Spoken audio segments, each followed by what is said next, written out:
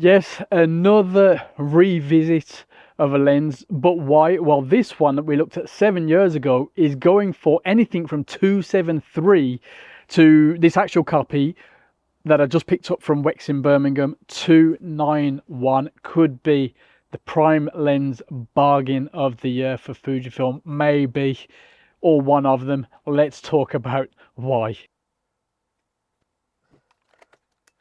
Well, there it is then on the T5, looking basically almost mint. I think this is a 9 on Wex's scale and looks fantastic. A little bit of dust, but that could be from my use already.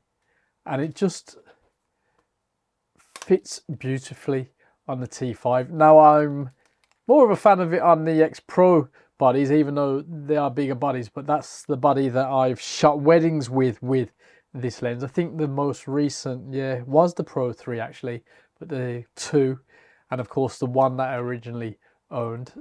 But on this one, yeah, that's really nice. And after having shot some rather large lenses on this body recently, it's quite nice to have this one on there. So 43mm filter thread. I'm gonna have to get some step up rings on the go to deal with that. Manual focus still feels okay. You know, it is what it is. It's not so important with this lens. It's just fine. But the aperture ring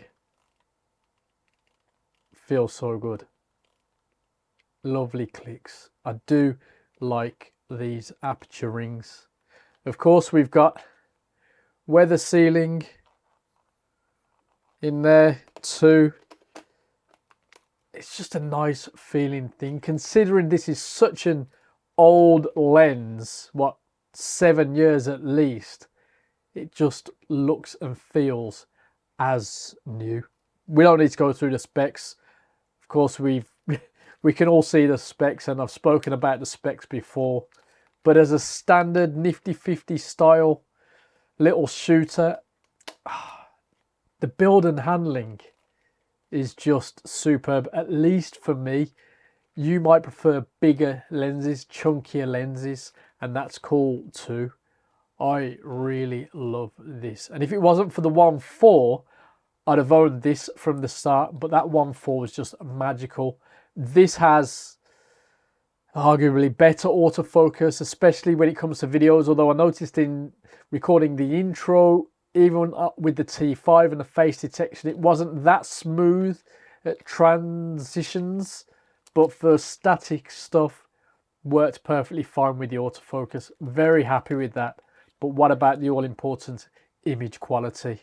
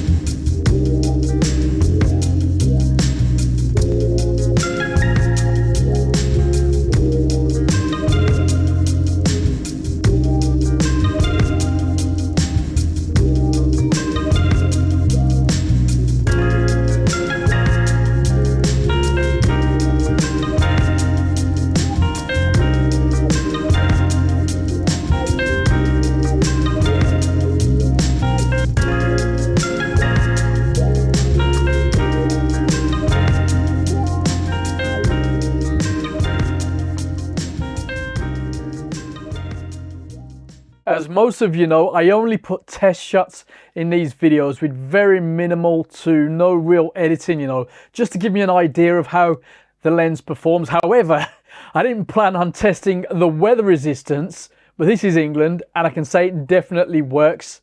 In the original video about this lens 7 years ago, I included sample shots taken at weddings on the 24 megapixel Sensor X Pro 2, and those images still stand up today. But I wanted to see how the lens fares on the 40 megapixel T5, and so far even better. As we know, this lens is on Fujifilm's list of lenses that benefit the most from the 40 megapixel sensor, and to me the combo offers almost brilliant IQ for general shooting, video and stills.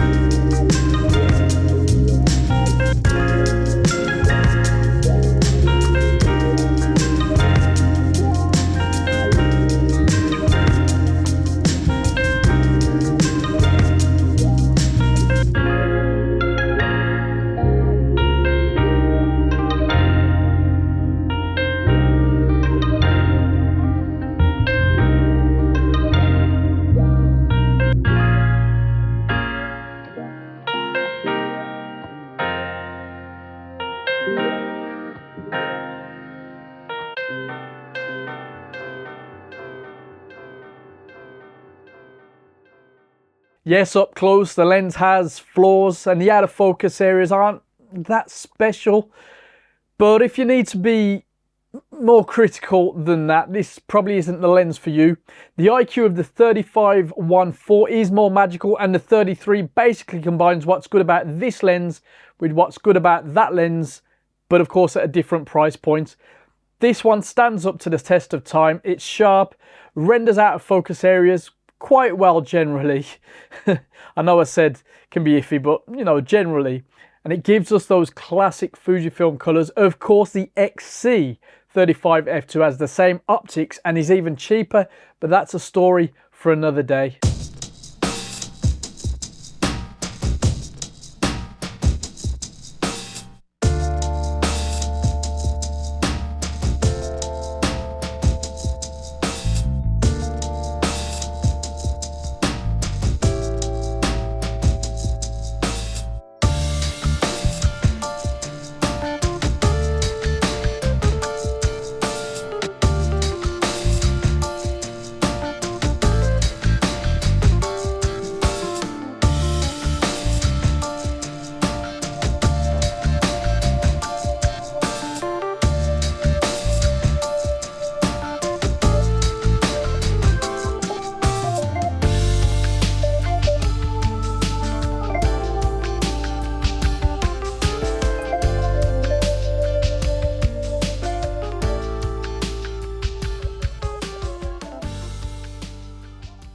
Clearly, there are a lot of lenses in and around this focal length and aperture, as it's basically the standard focal length for the APS-C shooter.